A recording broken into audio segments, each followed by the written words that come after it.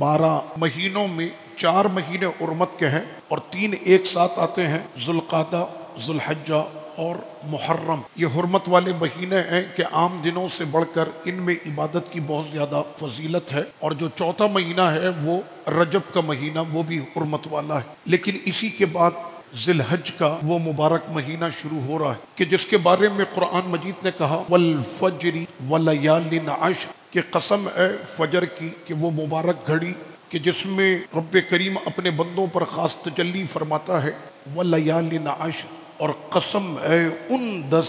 راتوں کی۔ یہ 10 راتیں کون سی ہیں؟ ماہ رمضان المبارک کا لوگوں کو بڑا انتظار ہوتا ہے کہ کب وہ مبارک مہینہ شروع ہوگا کہ ہم اپنے ماتھوں کو اپنے رب کے حضور سجدوں میں جھکائیں گے۔ جس طرح سے رمضان کے دن آگے بڑھتے ہیں، پہلا عشرہ رحمت کا گزرا تو پھر بعد میں ہم افسوس کرتے ہیں کہ رحمتوں کو جیسے ہمیں سمیٹنا تھا ہم نہ سمیٹ سکے۔ پھر مغفرت کے 10 دن آتے ہیں اور وہ بھی بڑی تیزی کے ساتھ گزر جاتے ہیں۔ اس کے بعد پھر ہم کہتے ہیں خوش نصیب تھے وہ کہ جنہوں نے مغفرت کے ان دنوں میں اپنے لیے مغفرت کا سامہ کر لیا۔ اور جب آخری عشرہ آ رہا ہوتا ہے تو میں نے دیکھا ان 10 دنوں میں وہ اپنی عبادت میں، اپنے مجاہدے میں، ذکر الہی میں وہ بہت زیادہ کمر کس لیتے ہیں اور کہتے ہیں کہ یہ آخری جو عشرہ ہے میں ایسے ٹوٹ کر اپنے مالک کی عبادت کروں گا کہ ادھر رمضان ہمیں الوداع کہہ رہا ہوگا اور ہماری آنکھوں میں ایک جو ہے وہ اداسی ہوگی رمضان کے جانے کی۔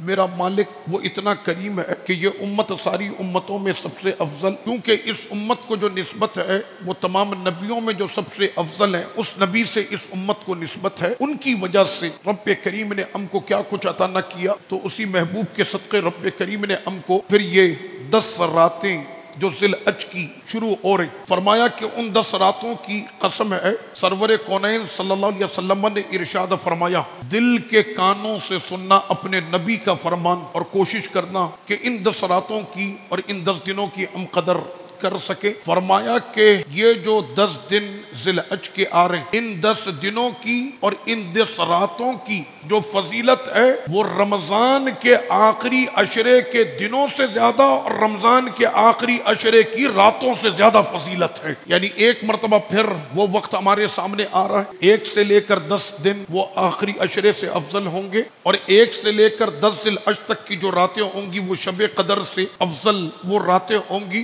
خوش نصیب پھر دوبارہ سے اپنے دامنوں کو پھیلائیں گے کہ مالک کی رحمتیں اور برکتیں، اور اپنی زبانوں کو ذکر سے تر کر کے ان رحمتوں کو ہم اپنے دامن میں سمیٹ سکیں۔ تو کیا ہی پیارا ہے وہ عمل کہ جو خود ہمارے نبی صلی اللہ علیہ وسلم نے کیا ہے۔ آقا علیہ الصلوۃ والتسلیم ان دنوں کے اندر روزہ رکھا کرتے اور ارشاد فرمایا یہ جو آخری عشرہ کے یہ جو 10 دن ہیں ان میں سے 9 دن جو روزہ رکھتا ہے تو ان روزوں کی فضیلت رمضان کے روزوں سے بھی زیادہ ہے۔ تو کیا خیال ہے کہ یہ پورے 9 دن جو ہیں وہ روزوں کے ساتھ گزریں اور ان کی جو راتیں ہیں وہ یاد الہی میں گزریں۔